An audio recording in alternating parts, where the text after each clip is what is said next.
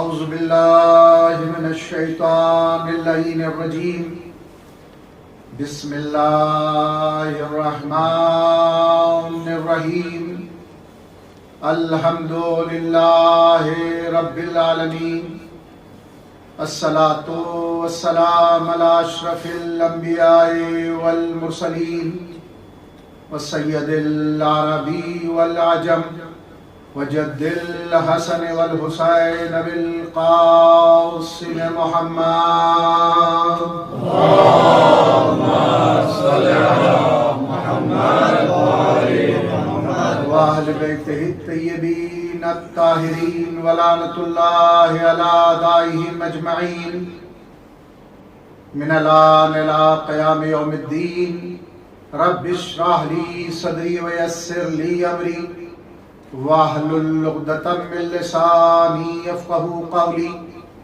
اما بعد فقد سبحانہ وتعالی فی القرآن الکریم بسم اللہ الرحمن الرحیم والتین والزیتون وطور سینین وہذا البلد الامین لقد خلقنا الانسان فی احسن تقویم صلوات و شاہ اللهم صل على محمد وآل محمد نعرہ تکبیر نعرہ رسالت نعرہ حیدری نظام محترم، بہرحال یہ بات تو وجہ ہے کہ جو ایام اعضاء کی کیفیت ہوتی ہے وہ عام طور سے نہیں ہو پاتی ہے، لیکن یہ شب بھی قیامت سے کم نہیں ہے، اور جو مخصوص شبیں ہیں ہمیں بالخصوص اس بات کے لیے آمادہ ہونا چاہیے کہ ہم ان تاریخوں میں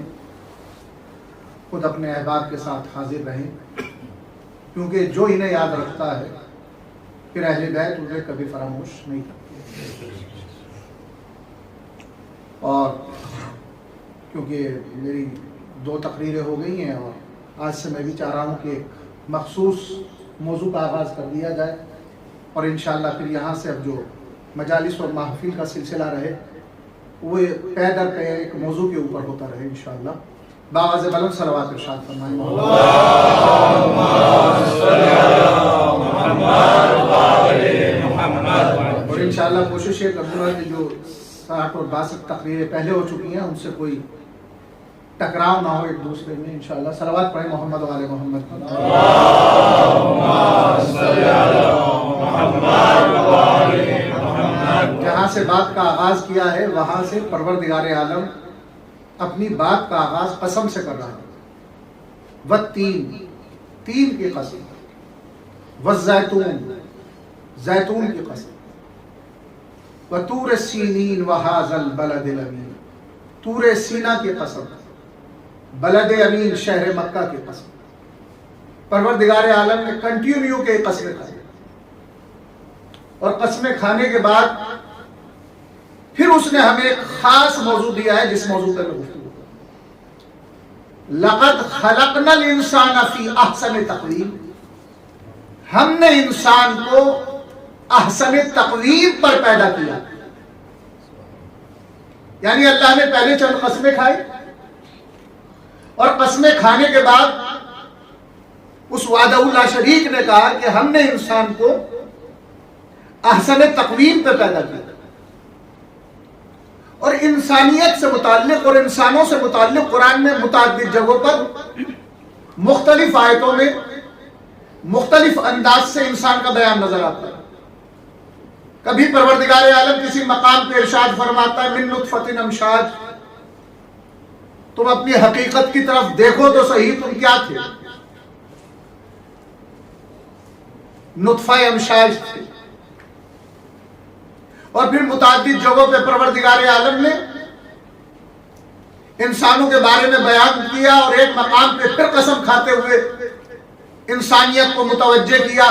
بسم اللہ الرحمن الرحیم، والعصر، زمانے کی قسم، ان الانسان لفی خسر، انسان گھاٹے میں ہے، انسان نقصان میں ہے، انسان پروفٹ میں نہیں ہے۔ پروفٹ میں کون لوگ ہیں؟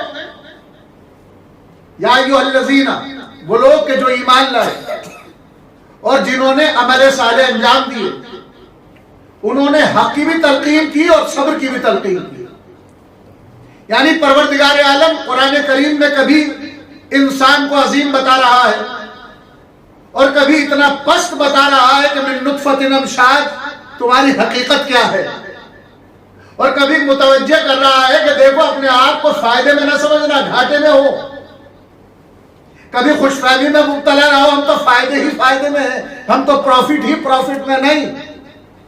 لاس میں ہو، نقصان میں ہو، گھاٹے میں ہو، فائدے میں اس وقت ہوگے کہ جب ایمان لاؤ، نیک اعمال انجام دو، حق کی تلقین کرو اور صبر کی تلقین کرو. اچھا یہ انسان ہے کیا؟ کس چیز کا مجموعہ ہے یہ انسان؟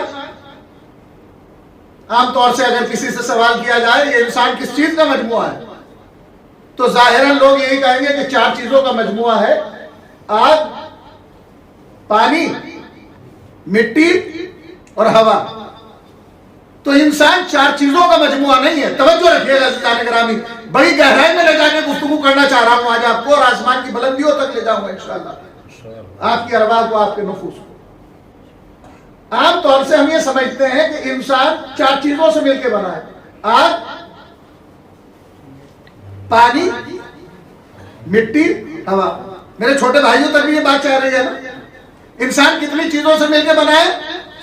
4 چیزوں سے: آگ، پانی، مٹی، ہوا. بالکل غلط. انسان 4 چیزوں سے مل کے نہیں بنا، یہ تو جسم انسانی 4 چیزوں سے مل کے بنا ہے. صلوات پڑھیں محمد علی محمد. یہ جو ہمارا جسم ہے یہ 4 چیزوں سے مل کے بنا ہے: آگ، پانی، مٹی، ہوا. انسان ہے 3 چیزوں کا مجموعہ. انسان بنا ہے 3 چیزوں سے. انسان کے مجموعے ہیں 3: روح، نفس اور جسم.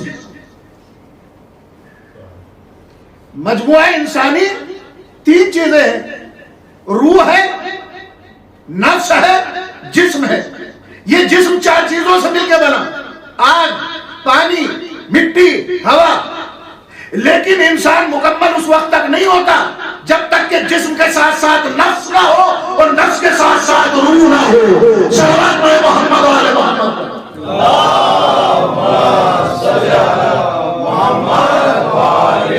تو 3 چیزوں کا مجموعہ ہوا نا انسان: روح، نفس اور جسم. تو جب 3 چیزوں کا مجموعہ ہے تو پھر عالم بھی 3: ایک دنیا، ایک برزخ، ایک آخرت. صلوات پڑھیں محمد علی محمد. انسان 3 چیزوں کا مجموعہ ہوا: روح کا، نفس کا، جسم کا. عالم بھی اللہ نے 3 بنائے اس کے لیے: دنیا، برزخ اور آخرت. میرا مجمع میرے ساتھ ہے نا؟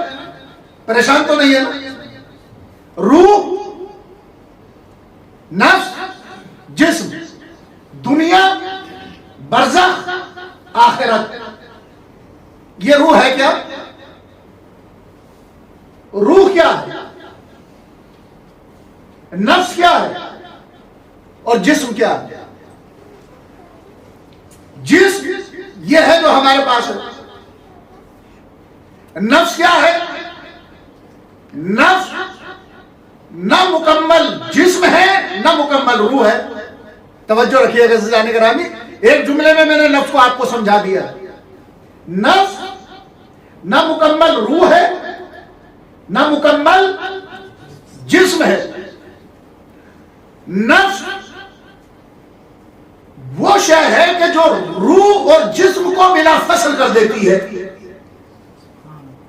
نفس کا ایک سرا جسم سے مل رہا ہے اور ایک سرا اس کا روح سے مل رہا ہے. بات کو اور آسان کر دیتا ہوں. موت نفس کو آتی ہے. دنیا ہے، دنیا میں جسم ہے. دنیا کے بعد برزخ ہے. موت نفس کو آئی، توجہ رکھیے گا، جسم کو فنا ہے، نفس کو موت ہے، نفس عالم برزخ میں ختم، روح کا آغاز آخرت کے لیے، یعنی نفس ہمیں دنیا سے بھی جوڑتا ہے، آخرت سے بھی جوڑتا ہے، اور یہی روح ہے جو ساتھ ساتھ رہتی ہے عالم ارواح سے لے کے عالم آخرت تک۔ لیکن حقیقت روح ہے کیا؟ روح ہے کیا؟ روح کہتے کسے ہے؟ یسألونک عن الروح، اے میرا رسول جب یہ لوگ آپ سے روح کے بارے میں سوال کرتے ہیں، اللہ اکبر، پروردگار عالم نے یہ نہیں کہا کہ جب روح کا مسئلہ آیا یستفتونک عن الروح، جب یہ روح کے بارے میں آپ سے فتویٰ پوچھتے ہیں۔ دیکھیے قرآن کریم میں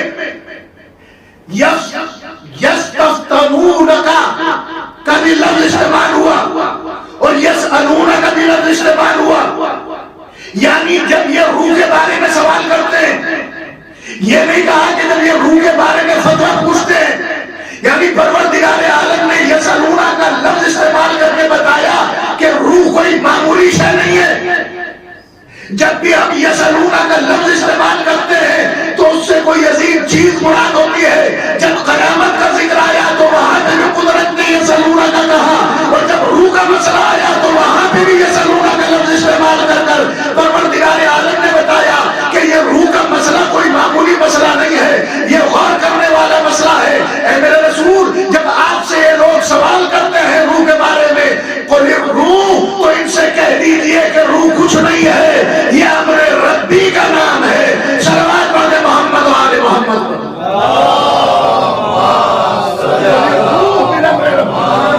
یہ روح کیا ہے؟ یہ امر رب ہے، یہ امر الہی ہے۔ یہ روح کیا ہے؟ یہ امر الہی ہے۔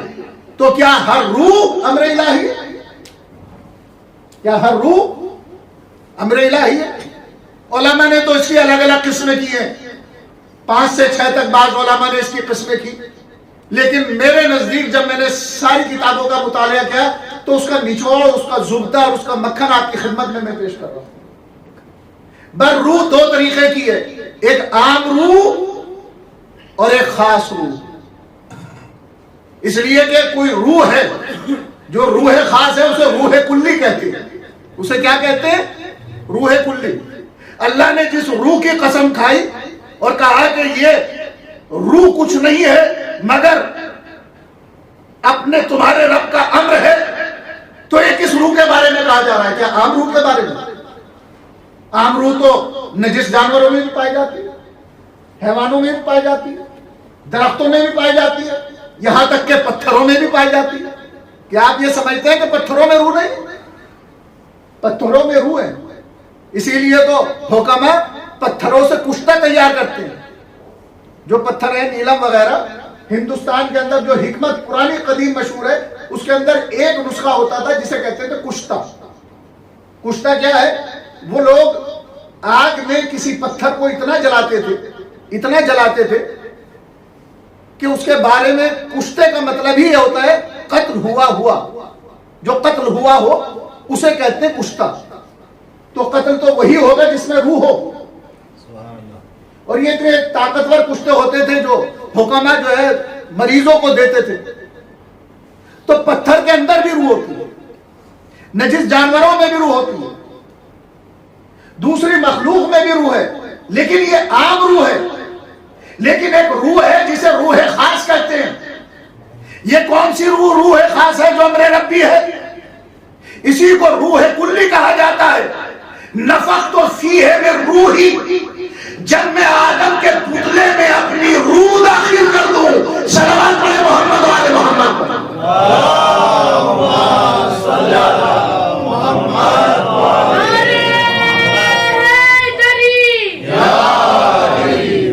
جب آدم کے پتلے میں اپنی روح داخل کر دوں، یہ ہے روح کلی، یہ ہے روح خاص جانے گرامی۔ اور دیکھیے روح ملک نہیں ہے، فرشتہ نہیں ہے، فرشتہ اور ہے، روح اور ہے۔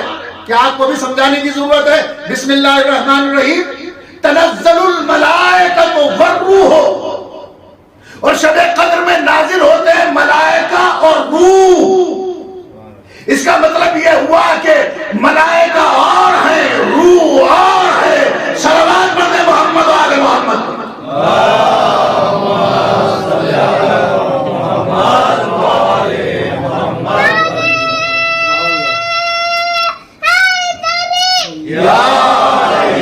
بات پہنچ رہی ہے نا آپ تک؟ تو اس کا مطلب ملائکہ اور ہے، روح اور ہے.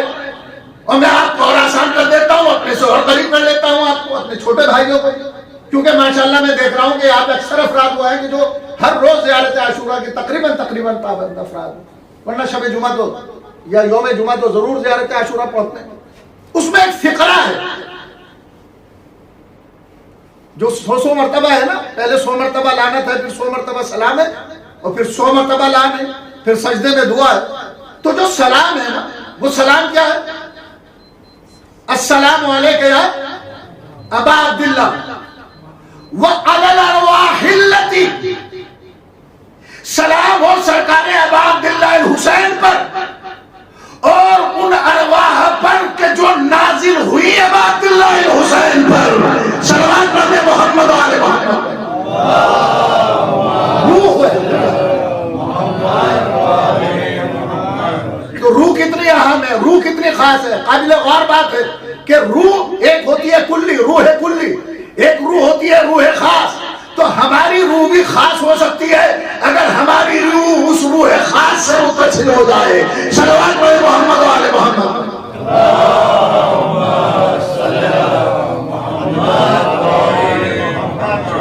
بس عزیزان گرامی، یہ روح کا مسئلہ بڑا اہم مسئلہ ہے، کوئی معمولی مسئلہ نہیں ہے.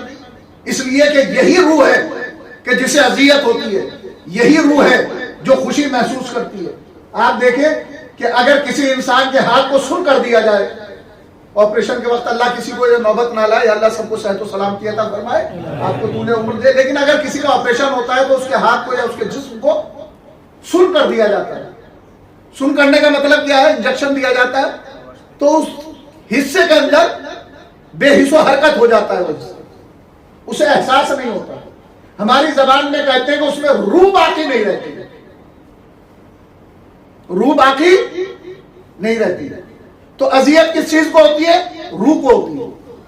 اگر سر میں چوٹ لگے فوراً احساس ہوگا، پیر میں چوٹ لگے فوراً احساس ہوگا. فاصلہ کتنا ہے، لیکن روح سے پورے جسم کا تعلق بالکل یکساں ہے. اسی وجہ سے جسم کے کسی بھی حصے میں اگر اذیت ہوگی تو فوراً احساس ہو جائے گا. کیوں؟ اس لیے کہ اذیت روح کو ہوتی ہے. خوشی بھی روح کو ہوتی ہے، غم کا احساس بھی روح کو ہوتا ہے. اور اس کے لیے میں ایک اور مثال آپ کی خدمت میں پیش کر دیتا ہوں. کبھی کبھی آپ دیکھتے ہوں گے کہ آپ خاموش ہیں، تنہا ہیں، لیکن آپ خوشی کا اظہار ہے، اندر سے خوشی محسوس کر رہے ہیں. اور کبھی ہوتا ہے کہ آپ تنہا ہیں اور سب نعمتیں چاروں طرف موجود ہیں، چرق اور برق ہے، لیکن آپ اندر سے بڑے مغموم ہیں. روایتوں میں موجود ہے کہ جب ہمارے زمانے کا امام خوش ہوتا ہے تو ہمیں خوشی کا احساس ہوتا ہے، اور ہمارے زمانے کا امام جب مغموم ہوتا ہے تو اندر سے ہمیں غم کا احساس ہوتا ہے. تو یہ تعلق روح سے ہی تو تعلق ہے نا، کہ ہماری روح کہیں سے جڑی ہوئی ہے لیکن ہمیں احساس نہیں ہے کہ ہماری روح کہاں سے جڑی ہوئی ہے. تو یہ روح بڑی اہم ہے. جس طریقے سے ہمارے جسم کو غذا کی ضرورت ہوتی ہے، اسی طریقے سے ہماری روح کو بھی غذا کی ضرورت ہے. اگر آپ کا جسم ہے تو وہ پانی چاہتا ہے، غذا چاہتا ہے، آرام چاہتا ہے، آسائش چاہتا ہے. انسان اس جسم کو سکون کے لیے کیا کیا جتن نہیں کرتا.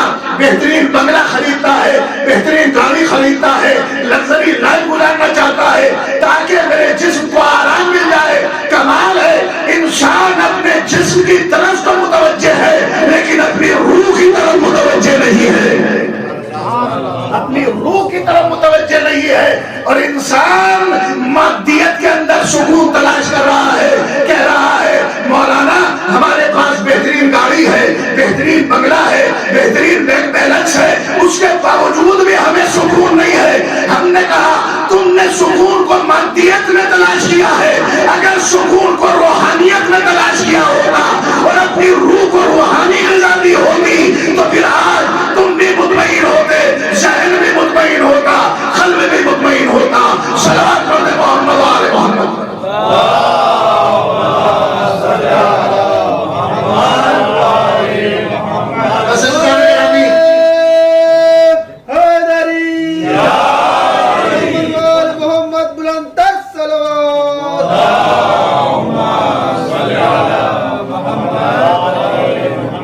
بس عزیزان گرامی، میرے ایک بزرگ کا بڑا بہترین جملہ ہے کہ انسان کو سیلف ڈیپینڈ ہونا چاہیے. میں کہتا ہوں روح کے معاملے میں بھی انسان کو سیلف ڈیپینڈ ہونے کی ضرورت ہے. آج آپ حالات دیکھیں، اور میں نے تو اپنی نگاہوں سے بھی بہت سے غم دیکھے، مجھ سے چھوٹے چھوٹے اس دنیا سے رخصت ہو گئے. آپ غور کریں، ہمارا مرحوم جو اس دنیا سے رخصت ہو گیا، کتنے لوگ آج ان کے لیے سورہ فاتحہ پڑھ رہے ہیں؟ بہت کم لوگ. ہمیں خود اپنی تیاری خود کرنی ہے عزیزان گرامی. ہمیں روح کے لیے خود آمادہ ہونا ہے، اپنے لیے خود ذریعہ تلاش کرنا ہے، اس کی روح کی تیاری کرنی ہے، اس سفر کی تیاری کرنی ہے جہاں پہ ہمیں جانا ہے. ہم چاہتے ہیں نا ہم سیلف ڈیپینڈ ہو، ہم کسی کے بھروسے نہ رہے، ہم کسی کو اوپر وزن نہ بنے. اسی طریقے سے ہمیں روحانی طور سے بھی تو سیلف ڈیپینڈ ہونا چاہیے کہ ہماری نمازیں کامل ہو، ہمارے روزے پورے ہوں، ہماری حج کی ادائیگی ہو، ہم زیارت سے مشرف ہو چکے ہوں، یعنی جتنی بھی روحانی غذا ہے ہم اسے نوش کر چکے ہوں. صلوات پڑھیں محمد و آل محمد پر.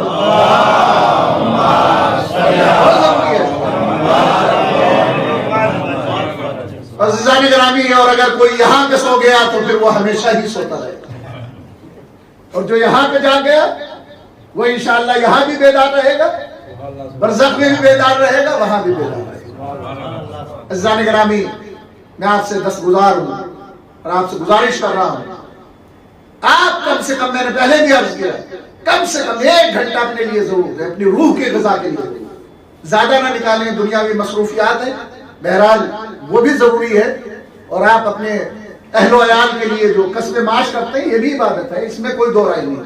لیکن بالخصوص 1 ساعت 1 گھنٹہ اپنے لیے ضرور نکالیں، اپنی اولاد کو لے کر اس اذا خانے میں، اپنے کہیں پر بھی جہاں پہ بھی دینی ماحول ہے وہاں پر. اگر نہیں ممکن ہے جو افراد میری آواز سننا ہے اور وہاں پہ کوئی اذا خانہ نہیں ہے، سینٹر نہیں ہے، تو وہ 1 گھنٹے کے لیے اپنی اولاد کو لے کے ضرور اپنے سامنے بیٹھے اور اس میں مناجات ہوں، دعائیں ہوں. کتنی بہترین ہماری یہ 3 شبیں گزری ہیں الحمدللہ. دعائے مجیر کی مسلسل تلاوت ہوئی، مولا کائنات کا ذکر رہا، دعائے کمیل کی تلاوت ہوئی، مسلسل حدیث قصہ کی تلاوت ہو رہی ہے. اس سے بہترین عزیزان گرامی روحانی ماحول کیا ہو سکتا ہے؟ جب انسان بارگاہوں میں آگے بیٹھتا ہو تو ایک جملہ اور کہوں گا، اسے ہمیشہ یاد رکھیے گا، انفرادی عبادتوں کا اثر اور ہوتا ہے، اجتماعی عبادتوں کا اثر اور. ہم کبھی کبھی صرف اکیلے میں بیٹھ کے دعائیں پڑھ رہے ہو تو ضروری نہیں ہماری وہ دعا قبول ہو یا نہ ہو، لیکن جب ہم سب کے ساتھ دعائیں پڑھتے ہیں تو یہ ممکن ہی نہیں کہ وہ دعا قبول نہ ہو. ہو سکتا ہے کہ جناب کی دعا قبول ہوئی تو اللہ ان کے واسطے سے میری بھی دعا قبول کر دے. مجمع میں اگر ایک کی دعا قبول ہو گئی تو سمجھیے سب کی دعا قبول ہو گئی. پھر پروردگار ایک کی وجہ سے کسی کی دعا کو رد نہیں کرتا. یہی جماعت کا مسئلہ ہے، اسی لیے تو تاکید واجب ہوئی ہے جماعت کی. اگر آپ جماعت سے نماز پڑھ رہے ہیں، اگر پوری جماعت میں ایک کی نماز قبول ہو گئی تو الحمدللہ سب کی نماز قبول ہو گئی. صلوات پڑھ دیں محمد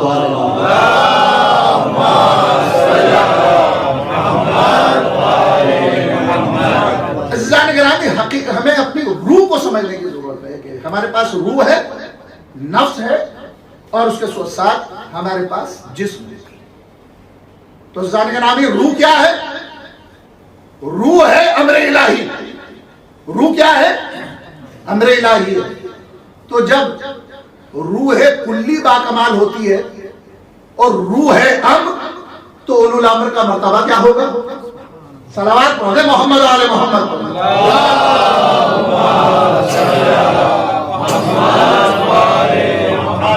جب ہمارے پاس نفس ہے اور اگر نفس پاک و پاکیزہ ہے تو باکمال ہو جاتا ہے، تو پھر نفس اللہ اور نفس نبی کا عالم کیا ہوگا؟ پھر نفس مطمئنہ کا عالم کیا ہوگا؟ اور جب ہمارا جسم ہے، اور اس کے بارے میں صادق آل محمد ارشاد فرماتے ہوئے نظر آئے، ہمارے شیعہ کے جو جسم ہے ہماری فاضل طینت، فاضل مٹی سے خلق ہوئے ہیں، تو خود ان کا وجود کا عالم کیا ہوگا؟ تو عزیزان گرامی، آج کی یہ جو شب ہے یہ اتنی عظیم ہستی سے مخصوص ہے کہ شہزادی زینب وہ عظیم ہستی ہیں کہ جو انسان کامل کی بیٹی، جو نفس اللہ کی لاڈلی ہے، جو نفس نبی کی لاڈلی ہے، جو نفس مطمئنہ کی بہن ہے. اور میں اکثر یہی جملہ کہتا ہوں تاکہ بات مربوط ہو جائے، کائنات کی جتنی بھی فضیلتیں ہیں وہ حضرت علی کو تلاش کرتی ہوئی نظر آتی ہے، اخلاق حضرت علی کو تلاش کرتا ہوا نظر آتا ہے۔ پھر میں تھوڑا سا آپ کو پیچھے لاتا ہوں۔ دیکھیے ہم اور آپ کون ہیں جو کمال کی تلاش میں ہیں، فضیلتوں کی تلاش میں ہیں۔ ہمیں علم مل جائے، ہمیں حلم مل جائے، ہمیں بردباری مل جائے، ہمیں تقوی مل جائے، ہمیں زہد کی دولت مل جائے، ہم سب فضیلتوں کی تلاش میں ہیں اور فضیلت علی کی تلاش میں ہیں۔ اب جملہ آپ کی خدمت میں عرض کروں کہ پوری کائنات فضیلتوں کی تلاش میں ہے اور فضیلت علی کی تلاش میں ہے۔ یہی وجہ تو ہے کہ ہر فضیلت کی زینت علی بنے، علم کی زینت علی، زہد کی زینت علی، تقوی کی زینت علی، شجاعت کی زینت علی۔ جو کائنات کے ذرے ذرے کی زینت ہو اسے علی کہتے ہیں، اور جو علی کی زینت ہو اسے زینب کہتے ہیں۔ صلوات پڑھے محمد و آل محمد۔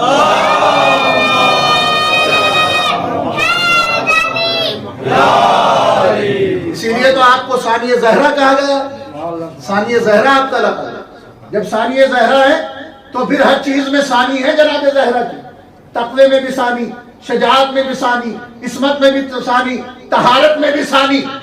اگر لقب بابا نے جناب زہرا کو ام ابیہا کا دیا ہے تو شہزادی زینب کو زینب کہا ہے۔ جناب زہرا اپنے بابا کی ماں اور جناب زینب اپنے بابا کی زینت۔ توجہ رکھیے گا کتنی مماثلتیں ہیں دونوں کے درمیان۔ کون ہے شہزادی زینب؟ جسے چوتھے امام علیہ السلام نے عالمہ غیر معلمہ کہا ہے۔ عالمہ غیر معلمہ، ایسی عالمہ جس نے کسی سے علم حاصل ہی نہیں کیا۔ توجہ رکھیے گا۔ اور یہ کون سی شہزادی ہے؟ یہ وہ عظیم ہستی ہے کہ خطیب منبر سلومی، منبر کوفہ کی بلندی پر دعوی سلومی فرما رہے ہیں اور لوگ فیضیاب ہو رہے ہیں، علم کا دریا بہ رہا ہے۔ حضرت علی سے سوال ہو رہے ہیں۔ ایک مرتبہ خواتین کوفہ مولا کائنات کی خدمت میں آتی اور عرض کرتی ہے کہ مولا ہمارے لیے ایک معلمہ کا انتظام کرائیے۔ تو اس وقت مولا کائنات نے پیغام بھیجا ہے اور شہزادی زینب کو کوفہ بلایا۔ اور جب آپ کوفے کے قریب تشریف لائیں تو ایک مرتبہ کہا ہے کہ رات ہونے دو۔ جب رات کی تاریکی چھائی تو شہزادی زینب تشریف لائی کوفے میں، اور پھر شہزادی زینب نے بالکل اسی انداز سے درس دینا شروع کیا جس طریقے سے علی ابن ابی طالب مسجد کوفہ کے منبر سے درس دے رہے تھے۔ زینب بھی اپنے بابا کے لہجے میں درس دے رہی تھی۔ اور عزیزان گرامی تاریخ بتاتی ہے کہ شہزادی زینب جب درس قرآن کریم دیا کرتی تھی تو قرآن رحل میں اپنی جگہ سے بلند ہو جایا کرتا تھا۔ یہ ہے شہزادی زینب کا مرتبہ، یہ ہے شہزادی زینب کا رتبہ۔ اسی لیے چوتھے امام نے کہا عالمہ غیر معلمہ ہے میری پھوپھی۔ تو عزیزان گرامی کیوں نہ ہو عالمہ غیر معلمہ؟ ارے جس سے امامت مشورہ کرے اسے زینب کہتے ہیں۔ امامت جس سے مشورہ کرے اسے زینب کہتے ہیں۔ اور ایک رخ اور سنیے گا، زندگی بھر محمد کی جو حفاظت کرے، لفظوں کو بدل رہا ہوں کہ زندگی بھر جو نبوت کی حفاظت کرتا رہے اسے علی کہتے ہیں، اور جو امامت کی حفاظت کرے اسے زینب کہتے ہیں۔ صلوات پڑھتے محمد و آل محمد۔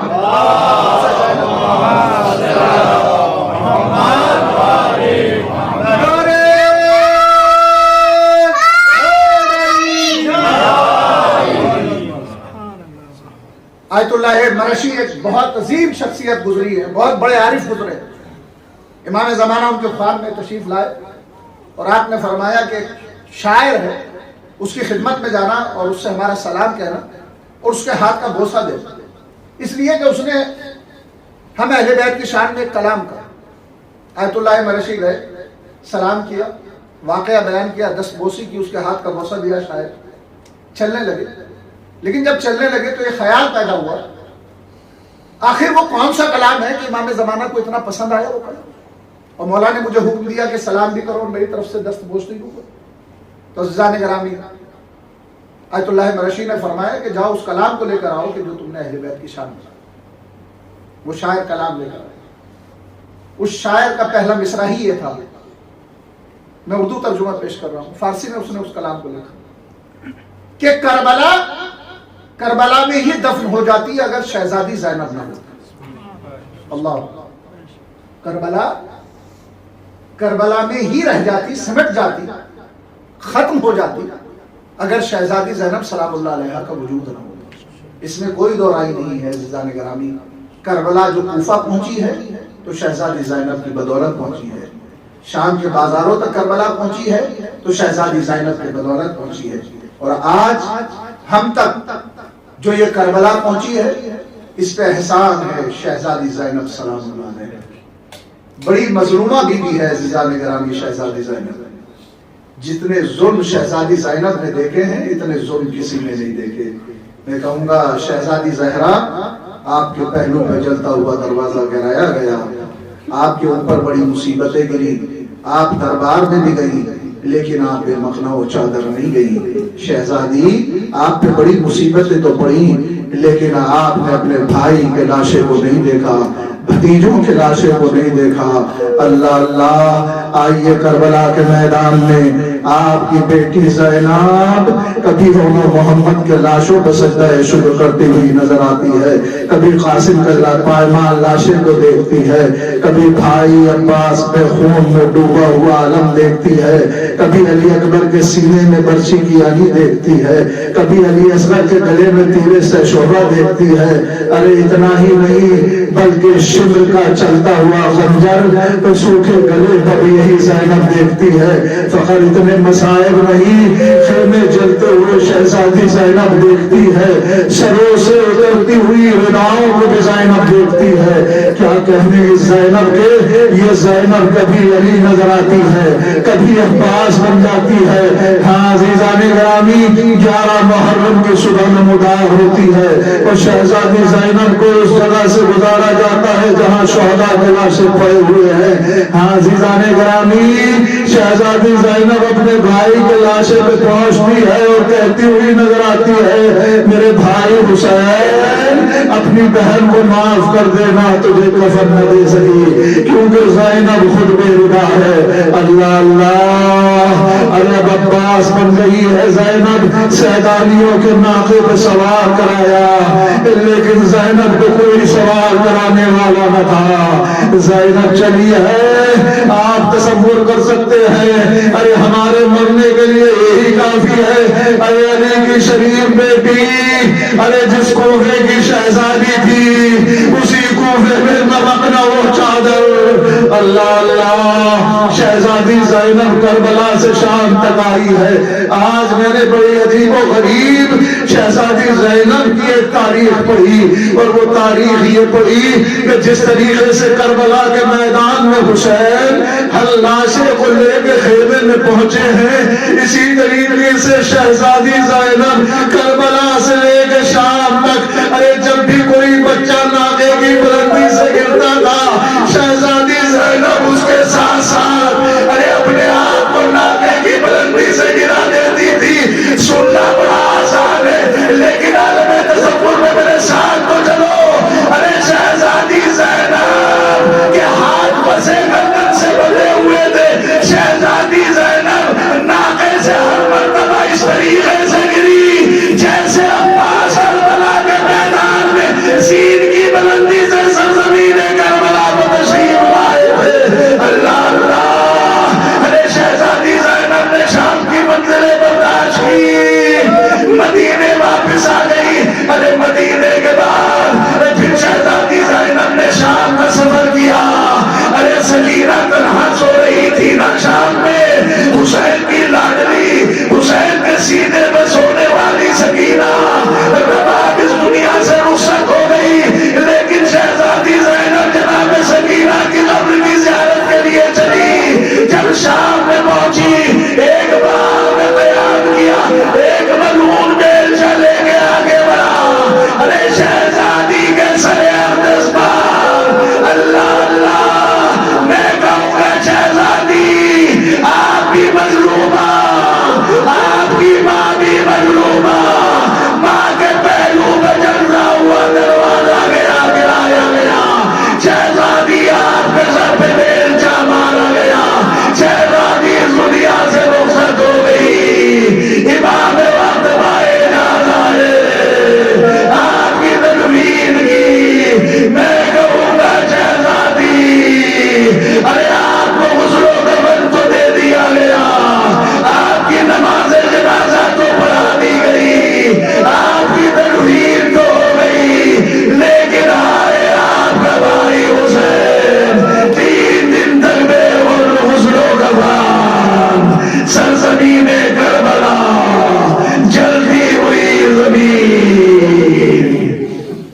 انا للہ و انا الیہ راجعون رضا بقضائہ